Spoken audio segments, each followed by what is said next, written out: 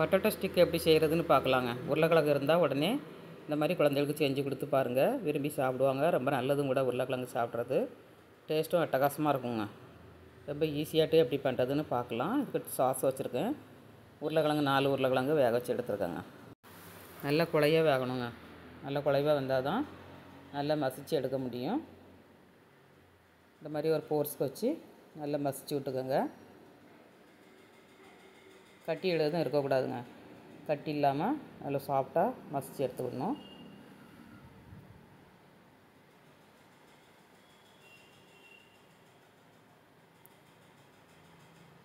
இதை அடிச்சுக்க எந்த ஸ்நாக்ஸும் கிடையாதுங்க. அந்த அளவுக்கு டேஸ்ட்டாக இருக்கும். உங்கள் வீட்லேயும் உருளைக்கிழங்கு இருந்தால் உடனே செஞ்சு பாருங்கங்க. ஸ்கூல் விட்டு வர குழந்தைகள் விரும்பி சாப்பிடுவாங்க. நல்லா மிக்ஸ் பண்ணியாச்சு.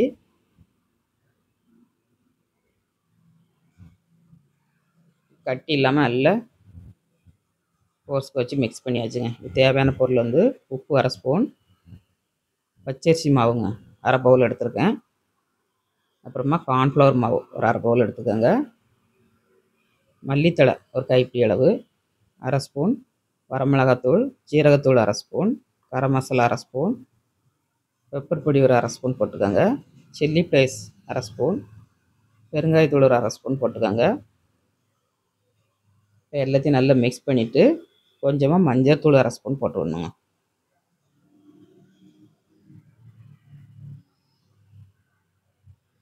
மஞ்சள் தூள் 1/2 ஸ்பூன் போட்டாச்சு. நல்ல ஒரு போர்ஸ்க்கு வச்சு நல்லா மிக்ஸ் பண்ணிவிட்டு அப்புறமா நம்ம கையை கொண்டு பிசைஞ்சு எடுத்துக்கணுங்க.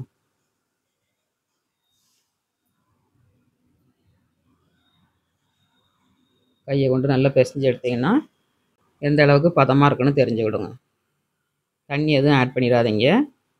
நமக்கு கொஞ்சம் குழ குழன்னு இருந்ததுன்னா அரிசி மாவு இல்லைனா கார்ன்ஃப்ளவர் மாவு ஆட் பண்ணிக்கோங்க. நல்லா அரிசி மாவு போட்டீங்கன்னா நல்லா மொறு மொறுன்னு கிறிஸ்பியாக இருக்குங்க. நல்லா மிக்ஸ் பண்ணியாச்சு.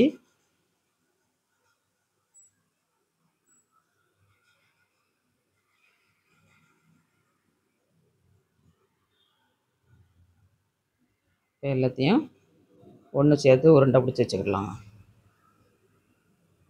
கொஞ்சமாக எண்ணெய் ஆட் பண்ணிக்கோங்க. அப்போ தான் ஒட்டாமல் வரும் உங்களுக்கு.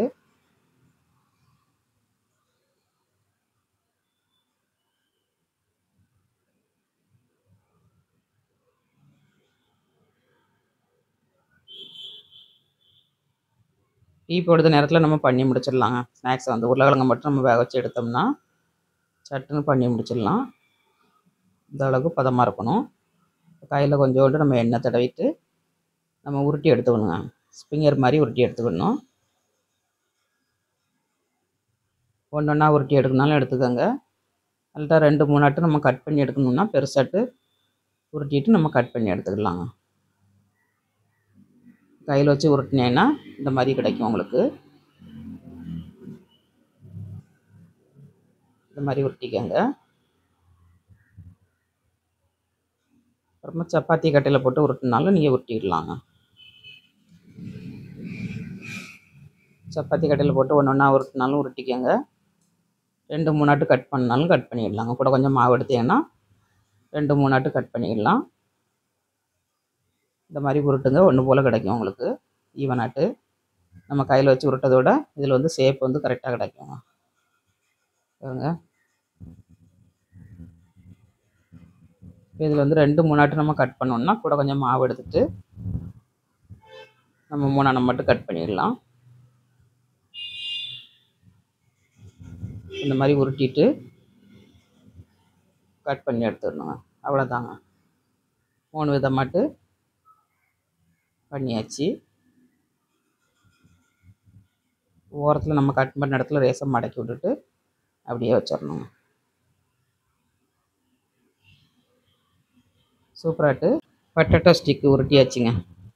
இந்த மாதிரி மிச்சம் மாவையும் நம்ம உருட்டி எடுத்துக்கலாம்.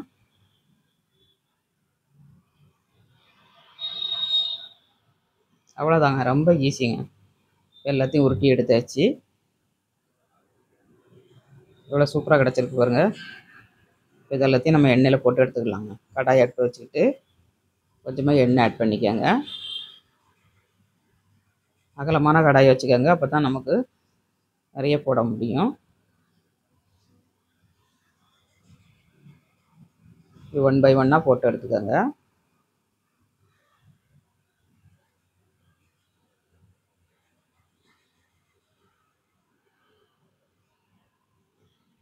எந்த அளவுக்கு இடம் இருக்கோ அந்த அளவுக்கு போட்டுக்கோங்க.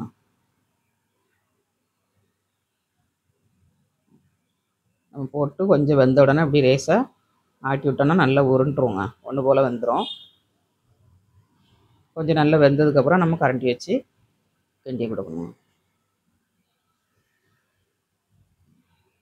பார்க்கலே எவ்வளோ எம்மியாக இருக்குது பாருங்கள். அடுப்பை குறைச்சி வச்சு அதில் பொறுமையாக வேக வச்சு எடுத்துக்கோங்க. சூப்பராக கிடைக்கும் உங்களுக்கு.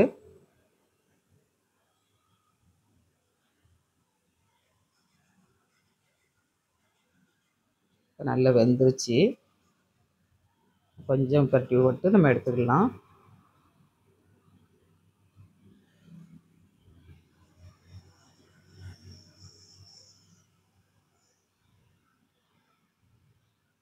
Emmy snacks ரெடிங்க.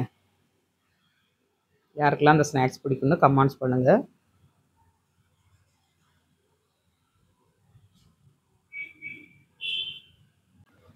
இந்த மாதிரி கரண்டி வச்சு தேய்ச்சி விடுங்க, ஒன்று போல் வெந்துடுங்க. கலர் ஒன்று போல் கிடைக்கும். அல்லது ஒரு பக்கம் வெந்திருக்கும், ஒரு பக்கம் வேகாது. நம்ம இப்படி திருப்பி திருப்பி போட்டோம்னா ஒன்று போல் வெந்துடுங்க. உருளைக்கிழங்கு, அரிசி மாவு, கார்ன்ஃப்ளவர் மாவுலாம் கொஞ்சம் வேகணும். நல்லா வெந்தால் தான் நல்லா மொறுமொறுன்னு இருக்கும். மேலே வந்து உள்ளுக்கு நல்லா கிறிஸ்பியாக இருக்கும். இப்போ நல்லா வெந்துருச்சுங்க, நம்ம எடுத்துக்கலாம்.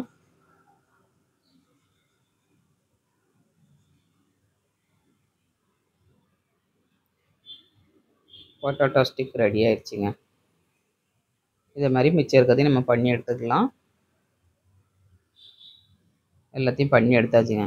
எவ்வளோ கிறிஸ்பியாக இருக்குது பாருங்கள். பிளேட்டில் சேவ் பண்ணிக்கலாம். இதுக்கு வந்து சாஸ் வச்சு சாப்பிடுங்க, அட்டகாசமாக இருக்கும். ஃப்ரெஞ்ச் ஃப்ரையோட இது ரொம்ப டேஸ்ட்டாக இருக்குங்க. டீயோட வச்சு சாப்பிட்டோம்னா அவ்வளோ டேஸ்ட்டு அட்டகாசமாக இருக்கும். 4 அண்ணம் சாப்பிட்டா போதுங்க. ஒரு கிளாஸ் டீயும் குடிச்சேன்னா ஈவினிங்கில் உப்புன்னு ஆயிருங்க வயிறு வந்து. நீங்களும் உங்கள் வீட்டில் ட்ரை பண்ணுங்கள். ட்ரை பண்ணிட்டு எப்படி வந்துச்சுங்க தான் கமெண்ட்ஸ் பண்ணுங்கள். அப்படி மிக்கி சாப்பிட்டோம்னா டேஸ்ட் அட்டகாசமாக இருக்குங்க. சூப்பராக இருக்குங்க டேஸ்ட்டு. வீடியோ பிடிச்சிருந்தால் லைக் பண்ணுங்கள், சப்ஸ்கிரைப் பண்ணுங்கள், ஃப்ரெண்ட்ஸ் அண்ட் ஃபேமிலிக்கு ஷேர் பண்ணி விடுங்க, சப்போர்ட் பண்ணுங்கள். யாருமே லைக் பண்ண மாட்டேங்க. மீண்டும் நெக்ஸ்ட் வீடியோவில் சந்திப்போம். பாய்.